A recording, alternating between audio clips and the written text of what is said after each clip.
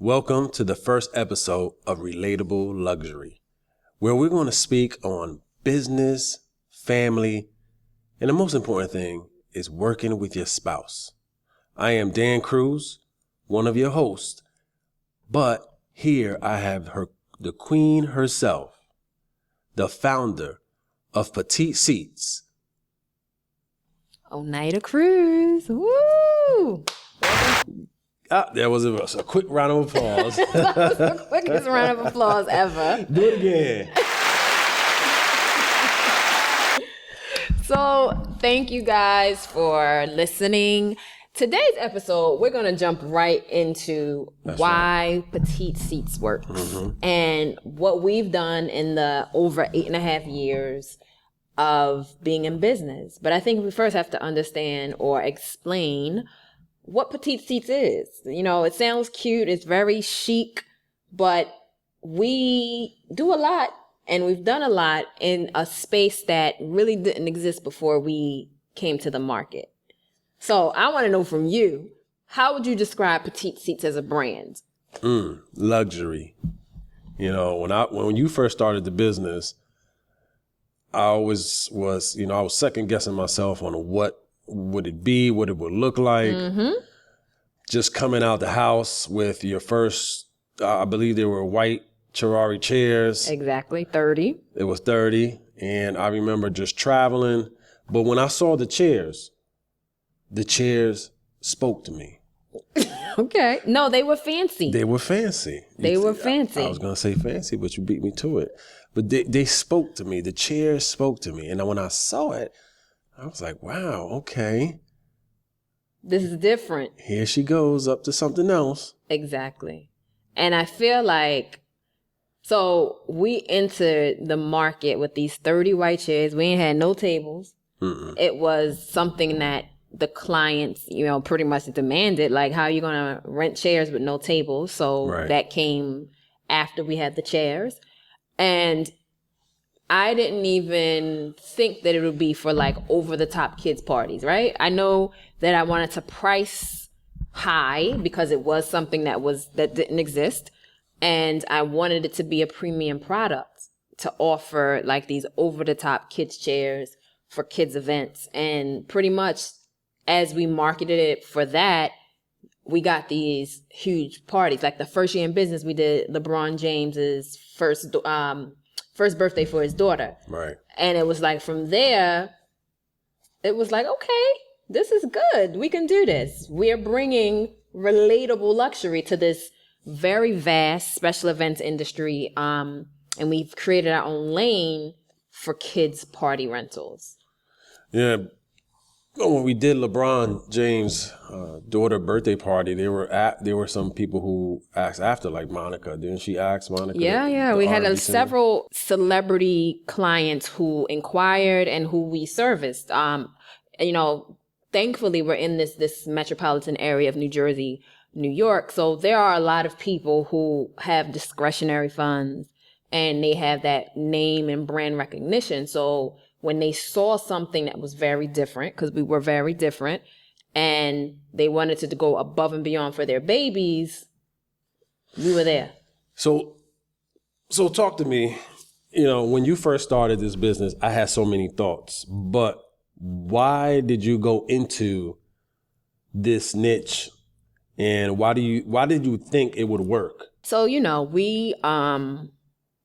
we both were in education, or you still work in education. And I knew that the trajectory of that position is you work for 30 years, you get a pension, right? So you don't work 30 years of your life and you may get $60K a year as a pension. You got to wait another 10 years to get Social Security.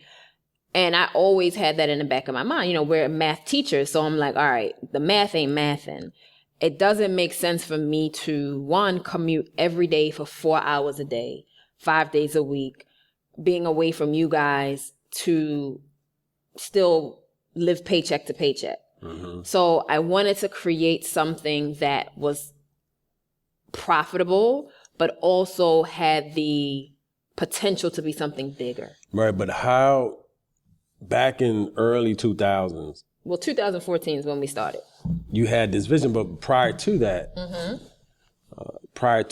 you had your event planning business. Yep. And so you had that piece of the business going. Then you came with Petite Seats. Well, event planning was a money pit, because I didn't price correctly to get those clients. I mean, yes, I had some very good clients that had nice budgets, but in general, I was spending my money. I remember. I remember going on bounce events. checks, just so many things. It just wasn't feasible for me to continue with that business because I spent so much of my money trying to produce events for other people. And of course, now I know all the things I did wrong, but it just wasn't working anymore. Got it. So here we are in 2022. We started early 2000s. I remember in the early 2000s starting the event planning. Yep. Business. 2008. 2006 is when we started. Right. Yeah. Which turned into Petite Seats. Right. Now here we are in 2022 on why Petite Seat works for us. Or how we make it work. Or how do we make it work? Yeah. But let's talk about the covenant we made to make this business solvent. I get it. So I feel like we're very unconventional, right? We don't fit like the traditional gender roles for a family. And I think we should talk about that because many people that are in business that don't necessarily, like we didn't necessarily go into this together. It was my idea. I basically worked it and basically you were taking care of home, right? Right. So that was very different. Sometimes when you see couples who are in business together, they're both working the business. And that's something that's very recent for us. So prior to this year, it was me focus on the business while you focus on home. Right. But me focusing on home has always been this way. Where because of how I worked in the city. Right. You worked in the city. I worked in New Jersey. You worked in New York City, in Manhattan. And so me having to take the kids to either my mother's house or my grandmother's house. And then afterwards, they were going to school. So I was traveling up and down the Garden State Parkway while you were traveling through the Lincoln or GW or Holland Tunnel. Yep. But that was part of the reason why I, was always home with the kids. Yeah. But then that turned into having you work the business because most of the clients were in New York City or Brooklyn or Long Island. Yep. So that hasn't changed. And it hasn't changed. No, right. It hasn't changed. But that took a strain. Yeah. In our relationship. So talk about that piece where we had our struggles as a married couple because of just us being away from each other for so much. Not just for the business, but you also had your full-time job. Yeah. Not just one, you had two or three. I think I had three at the time. I was coaching, I was doing, I was coaching 2 different sports, teaching at the college, which I still do, teaching at the time. And then, so you had as many jobs as I had. So speak about that piece of the equation. I feel like, in anything that you and I say we're going to do, it doesn't matter what the entry to or the barriers to entry are, we're going to do it. So I knew that I needed to build this brand to be something that would allow us to be where we are today, right? Where the business is what we do. Everything else is secondary when it comes to having access to funds or whatever. So in order to do that, I felt I had to be at every and any event that was brought to me, right? Any and every event that was my ideal client. Let me preface that because in the beginning, I was doing all kinds of parties in the Bronx, in Brooklyn, in Washington Heights, with parties, kids party over 2 a.m. I was doing that because I felt like I had to find who this ideal client was. And of course, with time and trial, I realized I didn't want to do that. So we got very specific about who we were servicing and where our clients live, what they look like, how they spent their money, all of that stuff. So we did all of that market research. And with that, it allowed me to say, all right, these people got money, they're spending money on their kids, and I'm getting repeat business. So how am I going to better service them? And at that time, because I was working, it was, let me get these new products in. Let me be on the current trends of what's happening in this kids party world and bring it to them at the price point, a premium price point, so that I can see a profit. Right. And people thought you were crazy. I wouldn't say people thought I was crazy. I think people just didn't see the vision, right? Because when I would tell people, even now, like we went to a networking event, yesterday? And 2 days ago. 2 days ago, and we're telling people we have a kids party rental company, and they're like, "What? What's that?" So, my first inclination is to take out the Instagram page. This is what we do. Right. And they're like, "Oh my goodness, like I've never seen anything like this before." Because it's fancy. It's fancy, it's luxury, but it's still relatable because everybody has kids parties. Right. Right? So they've been to a kids party, and now they're going to make that connection that, oh my goodness, like I remember talking to such and such, and they had a company that does elaborate kid stuff. Right. So that's the piece that, I don't even remember what the question was, but that's the piece that was very important to me, is just to make it something, make it a brand that a sought after brand that people will constantly use over and over again. So let's talk about the vision, because in the early stages of this business, when you brought the vision to my attention, I was one of those people like, another thing that we got to do, I'm not sure. And you went from the event planning where I was helping, and then you just totally started doing this other thing. And right. It was a hard stop. Right. It was a hard stop. And then you went from 20 chairs to, I believe you went from the white chairs to the gold chairs. Then Ghost, then Crossback. And then it kept going. And I'm like, where are all these chairs coming from? Where are we going to store them? I mean, I remember coming to the house and they're up and down the living room, the foyer, outside in the garage, driveway. They were everywhere. Right. So here you are now in 2022. 8.5 years in. 8.5 years in. How do you feel about leaving your job a couple years ago? Was it a couple years ago? No, it's almost 14 months. 14 months. Because what a lot of people don't know, you were a school administrator. Yep. So, in New York City. So was I. And we're going to talk about that piece. But you had a career, electrical engineering degree from Penn State University. Okay, give them all my business. Hey, you got to let them know. Penn State University, a Nittany Lion, electrical engineer. Yep. You went into teaching. To be with you. To be with me. Appreciate it. Thank you. To move to New Jersey. Then you stayed in education for 16 years. And within that 16 come on, years, you done cut off 18 years. 18 yeah, years, let's get the years right. But within those 18 years, yes, you always had a business model. Always. So how I always saw my career, that 9 to 5 was, I was going to always use that money to leverage my passions. Always. So it didn't matter what it was. I was going to use my career, that 9 to 5, to funnel money into whatever business I was doing. So of course it was the event planning in the beginning. And then when I saw that being like a money pit, I said, you know what, this ain't it. This is not working. I didn't reach the success I thought I should have reached in that, like, say 5-year period or 6-year period that I was doing it. So I was like, okay, I got to stop. Right. And during that period, you met a lot of folks in the industry.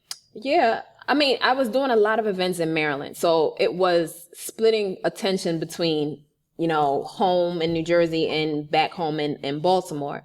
And then I don't remember what exactly happened, or like what was the event, the culminating event that was just like, all right, I'm done with this. But it was just thinking that, or put it this way, I would see people, event planners, come in that came into the industry after me and reach this level of success that I felt I should have been at. And I'm just like, all right, yeah, nah, it's a wrap. It's a wrap. It's a dub.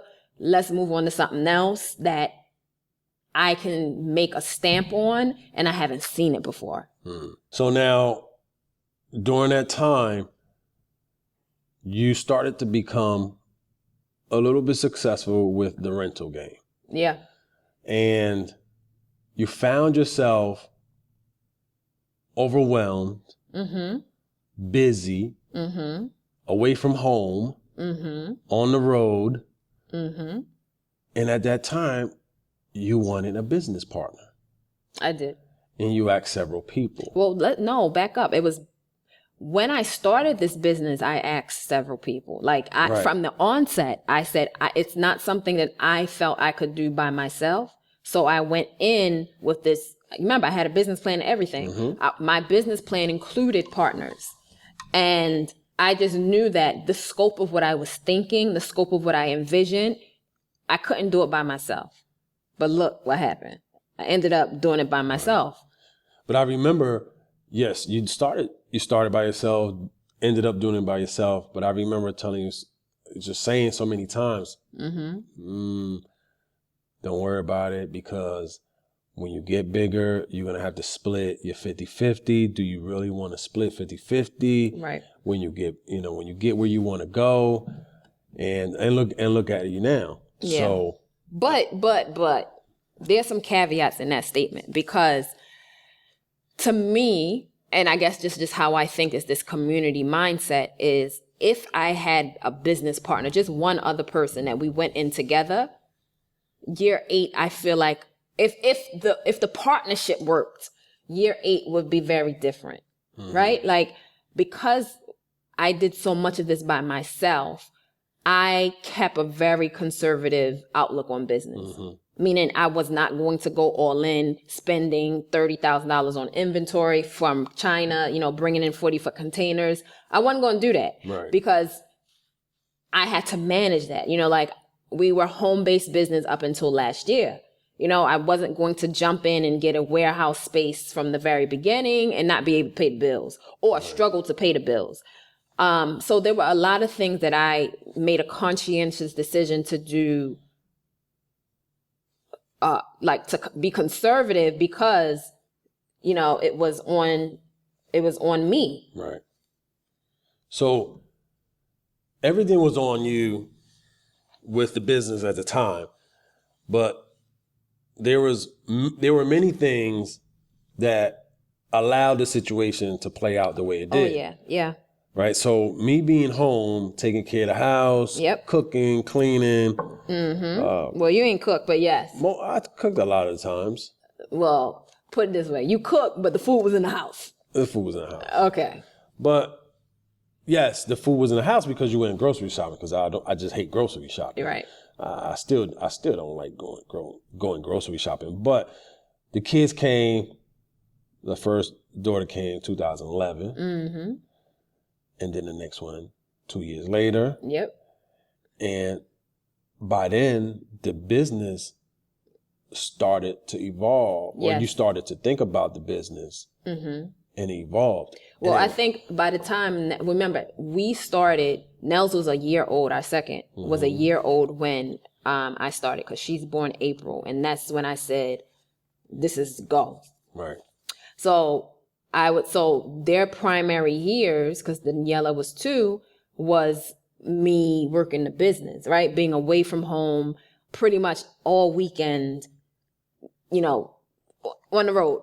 And then right when we hit that sweet spot of getting that ideal client that I had been, wishing for, boom, here comes Pito. I'm pregnant with baby number 3. And that was when I said to myself, because that was year 3 of business. No, that was year 4 of business. And I said to myself, I want to stay home. I don't want to go back to work. And I also want to run this business. So at that point, that's when I started to plan the trip to China, right? I said to myself, okay, I need to hit suppliers where they are. How am I going to do that? How am I going to take Petite Seats from being this run-of-the-mill, Oneida has tables and chairs, to being a brand where everybody knows Petite Seats?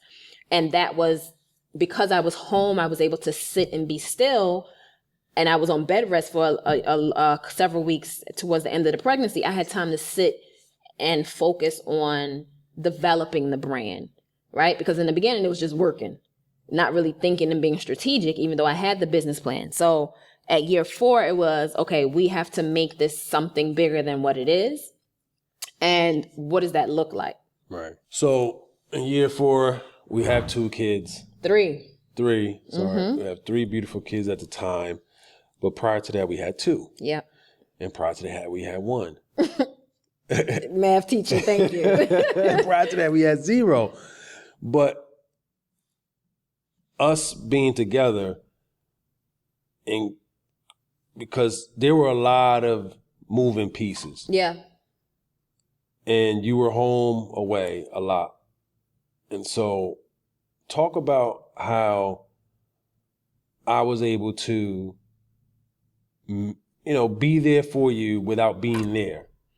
I feel like we made a covenant early on in our relationship, even before business, that we were going to have clearly defined roles. And those roles were not going to look like a traditional role, right? We were going to, as you always say, play to your strengths. Whatever our strengths were, that is what we would always focus on in our relationship.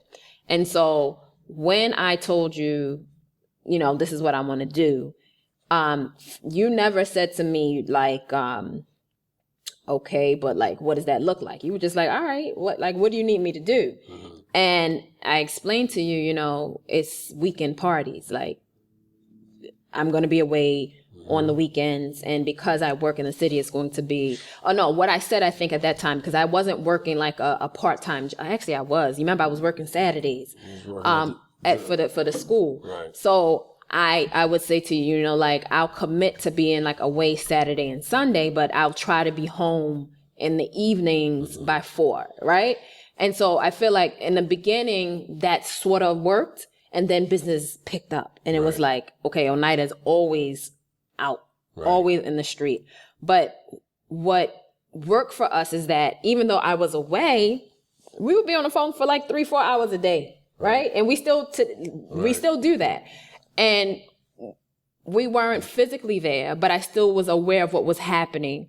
You would keep me in that loop, but it was also whatever it is you were feeling or the angst that you would have, we were able to talk about it. We were able to speak about it. Even if I wasn't physically in the space, you still let me know what was happening. And when it was a time for me to pause or whatever, okay, I'll take some time from work so we can do that. The good thing about being education, we work 182 days. Right. Right? So there was the summers off.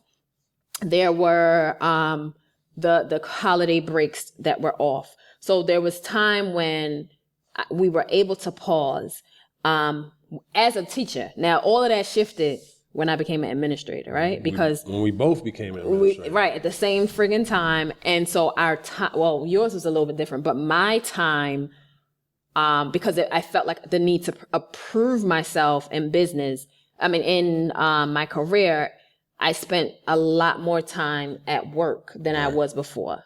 And so that was also a strain.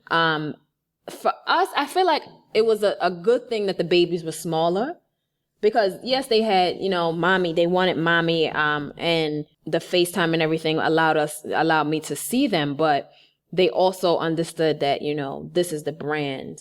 And that had to happen in order for me to be home right now. It happened, but this is an important conversation because this is why Petite Seats works. This is why the business was where it is now, because it was unconventional, right? I was the one home taking care of kids and cooking for them and et cetera. And you were out there in the business world.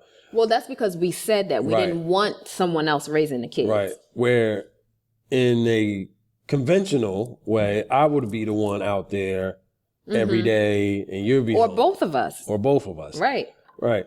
And we did, and wherever we went, wherever you went, I went, the kids went. So the kids they weren't alone. There were plenty of times where they went to deliver with us. Right. So talk to the audience a little bit more about your career as an administrator and how it shifted to full-time Petite Seats. Child, that's a whole story.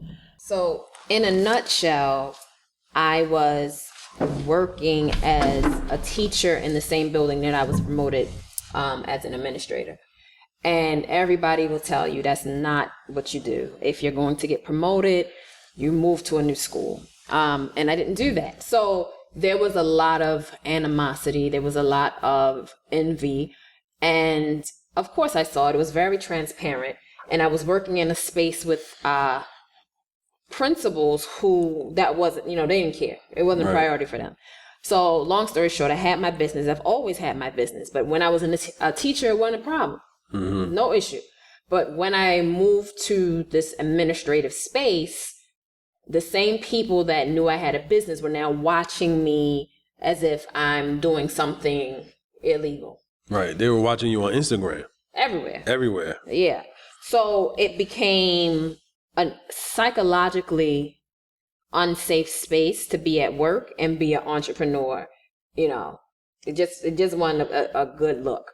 And as a result of that, of me, I'm putting quote unquote my charges, because they basically brought up charges against me in order for me to be demoted from my position. The charges were stealing time. The charges were conflict of interest. And there was one other, I can't remember at this point. But basically that's what it was.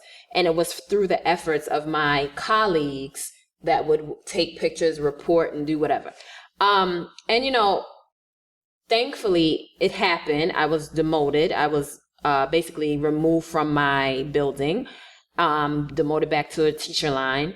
And that's when it was just like, I won't say I was depressed, but it was just like, damn, like, what we doing now? Right, but clarify, they were taking pictures of chairs and tables in your car. Yeah. Yes, because what happened was I stopped driving my SUV and I started to drive the silver van to work. So it was just like, well, why is she coming with this big ass van, to work as if I'm doing business during a work day? And that was not the case. This is what the biggest one is. So I came to work on my day off. Basically, I called out and I came to the building and someone dropped off chairs to me and it was on camera. And that was basically the basis for their argument on how to basically say I was stealing time or whatever.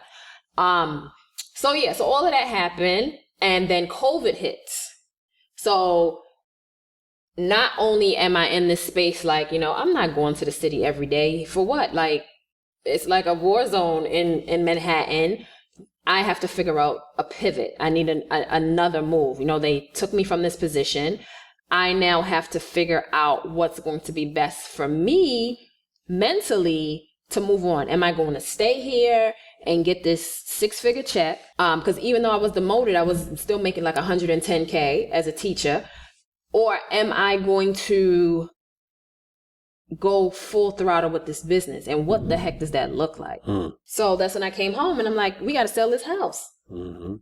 Well, we thought about selling the house prior to that. Yeah. We because you wanted a warehouse. Yep. And you pretty much wanted the warehouse, and we were paying $20,000 in taxes. Yes. And we weren't going to pay $20,000 in taxes and pay a higher mortgage and not send the kids to school. So we end up selling. But that was part of the covenant that we made. That was part of the conversations that we've had prior to us selling or leaving a job or me leaving my job, where we talked about a plan, and we always had a plan. But I think the straw that broke the camel's back to get us to light like a fire under our butts was me losing that position.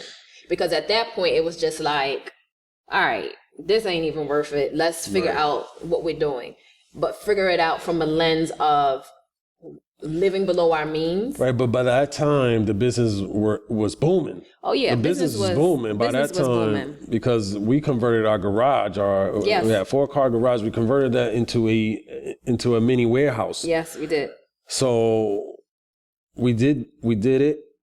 We sold the house. Mm-hmm. We got the warehouse. We purchased another house, but that was all part of the plan. Yeah, and I'm not going to sit here and say that it was an easy plan, that, we're the perfect couple in the whole wide world. We did have disagreements and we did have some arguments regarding decisions that we were going to make, or decisions that you made and you brought it up to the table, or I brought it up to the table. So there were many, disagreements. Yeah. But our disagreements were never about money. Like we didn't fight about the cost of things, I would say, so to speak. A lot of couples, they have disagreements about finances, and I don't think that was our issue, outside of the fact that we were paying a lot for that house we were living in. And it was just like, this is not making sense anymore. And in order for us to not feel like we're working what's the saying? Hand to mouth, or we're working paycheck to paycheck. Even with a successful business, we have to get out of this house. We have to downsize. It's not even a downsize, because we have a smaller house, but we did not lose any of the amenities or luxuries that we had before. Right. And we have a simpler lifestyle. Right. But, when we started a conversation with Petite Seats, why it works, and it's simple. It works because we're business partners. Yes. Family. And what else? And we don't move on until an issue is resolved. Right. Like it's even if it's like beating a dead horse with you because you want to take 5 days to answer a question, it's not a compounded thing. Like, it's never going to be a issue that lingers for weeks. We're going to nip it in the bud. It may take a week, but it's going to get done, and then we're going to move on. And both of us come to the table, like we said before, with very distinct strengths and weaknesses. And so we are able to fill in each other's, the gaps. I think that is what makes us a strong unit, because I play to your weaknesses and you play to my weaknesses. Everyone has weaknesses, but you have to be able to, accept or acknowledge your weaknesses. We ain't gonna call them weaknesses. We're gonna call them room for growth. Room for growth, whatever you want to call it. Yes. Like, I hate shopping. I would never want to go food shopping. That's something that you're gonna, will want to do. But there's things that I like to do, right? I like to clean. And you like to grocery shop. You like to, and that works in this space, because this warehouse does not get organized unless you do it. Right. But to the flip side, you take care of a lot of other things. Yeah. So it's just not one-sided. This is I think for us, it's pretty much, I know some people say that there's no such thing as 50-50, but I think for us, it really is a 50-50. Yeah, there might be. Well, we're given 100% of a part of something to make it a whole. Yeah. Absolutely. Yeah, there might be some areas where you give 80%, because that's your strength, as within the marriage. But then fast forward, I became an administrator. Right. Well, I became an administrator way back when 2000, I can't remember, 2013, 12. Yep. Something like that. Now in 2022, I resigned from my job this year in August. And your life is great. My life is great, but I don't. It's not like I miss it, because I still teach. I still teach math at community college. But it was always part of the plan. I don't know about that. I'm a year prior. I don't know that we both said that we would both resign. I feel like life just had to happen that way. Like, I know for me, I knew I wasn't going to work. Put it this way. September of 2021, right? School started, like, say, September 4th or something like that. And I was going to go back to work. And then I said to myself, I said to you, because we had already sold the house. We're in this other house. The kids are homeschooled, or we decided to homeschool them again for the second year.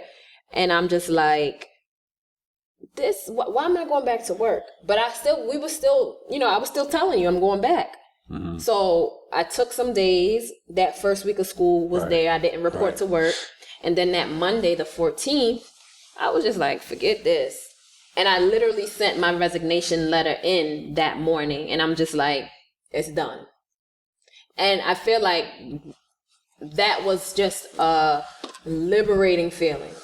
because now this is it. It's Petite Seats. Yeah.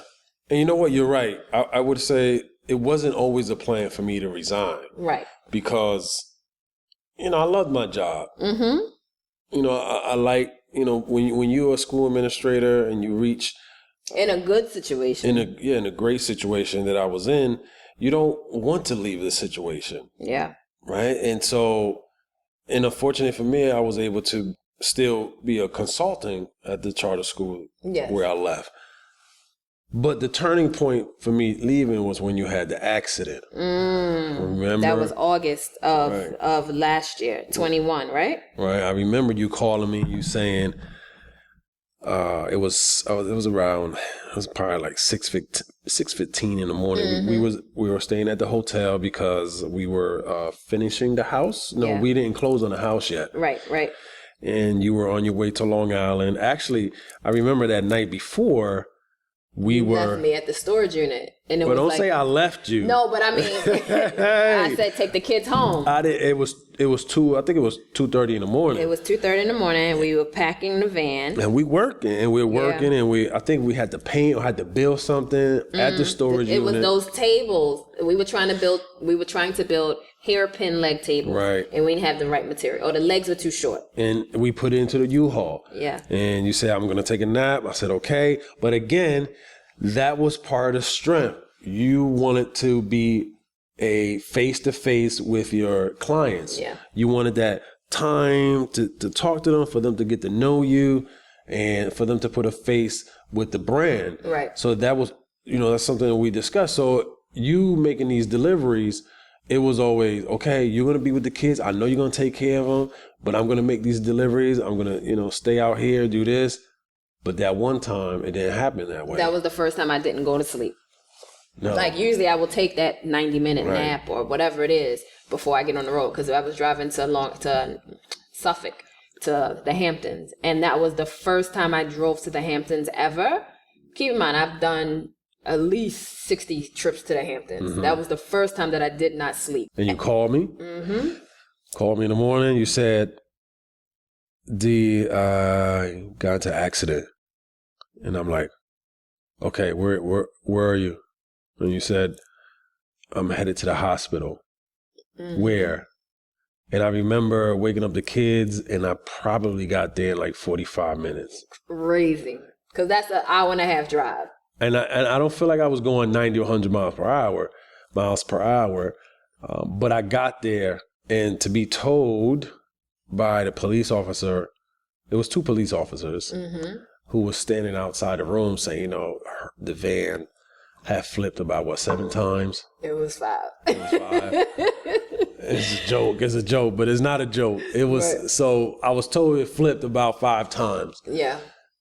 And to see you come out of there without a scratch. Yep. But then me going to see the van. Yeah. Because you asked for the keys and, some of your belongings that were in the van. So for me to go in or ride by the van and see the van, and then I went into the van, not really because it was demolished, where I tried to see if I could see the keys, but I got cut. I had, I remember being cut because of all the glass. Mm-hmm.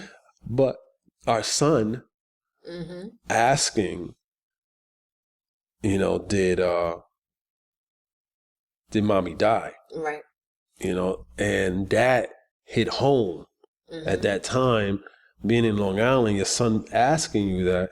And then I'm, trying to keep my composure and like, no, she's fine. We're going to go see her. Mm-hmm. And that was the turning point where I said, she can't do this by herself. Mm-hmm. You can't do this by yourself anymore. Mm-hmm. And so that whole year, I struggled being at work. And that's why some of the reasons why I had many issues is because I was always thinking of home, being home with the kids. Mm-hmm. And I didn't perform like I wanted to 1,000% at work because I was like, all right, I have to go home. I have to do this and that. So now I'm with you with the business, with the kids. Now I'm full time, everything all over the place. And I had to choose. Yeah. I mean, it was a turning point for me as well, because that's when, well, I always knew I couldn't do this by myself. Like, I remember being or delivering to people at like 2, 3 in the morning and saying to myself, like, this is ridiculous. Like, why am I doing this? Because I had so many orders. So it was literally taking me all night to deliver on a Friday night for a Saturday party. Like, this makes no sense. It makes no sense. It's not sustainable. I am not sleeping. This cannot continue. Right. And, it got to a point where I was resenting the business. Like, I could just go back to work, make my little money, and not have the pressure of having to perform and, do what we're doing. Because a client does not understand when you are tired and you oversleep. They want their stuff. Right. And so that accident was a wake-up call for me, because one, I had one scratch, walked out of that. Mm-hmm. It was God saying to me, like, yo, get your stuff together and figure out a way to do this to the best of your ability without compromising your mental sanity and your safety.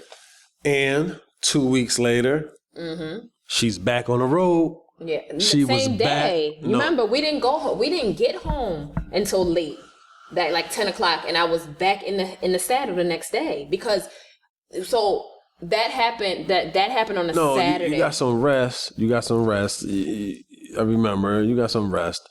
It didn't just happen. I remember. So Monday I was back on the road then, because I remember we had 2 days of Hamptons events. So the Saturday we had events, and then the Sunday we had events. And so I had to go to storage to basically let somebody deliver the Sunday events. So I had to be, out to do that. Well, yeah, back to your point when you said the client doesn't care about what's going on. That day that we had where you had the accident, I had to talk to the client.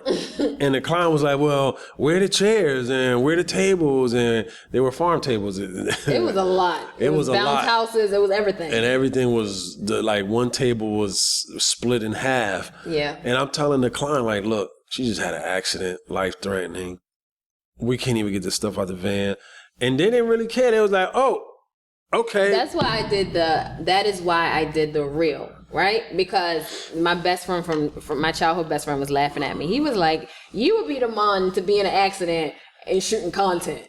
But I did that on purpose, because I had to show the extent of this accident. Like, I had to show that van being like an accordion, right, for people to understand how real it was. Because people say they got an accident. Okay, yeah, they hit the curb and right, the tire bust or whatever like that. But that was not what this was. No, and you mentally was out of it for a couple of weeks. For a few weeks, you were mentally, I say about a month. Yeah, definitely. You were out of it. And we were living in a hotel in one bedroom. Child. Bedroom. But, I don't think we hit close. Did we close? No, we didn't close until December. No, to September 1st. Okay, September. Okay. Yeah, so a few weeks later, we still trying to close. But like everything in life, we have a plan. We have had a plan since you were 18 and I was 18. Mm-hmm. And we talked about our plans. We talked about short-term plans and long-term plans. Yeah.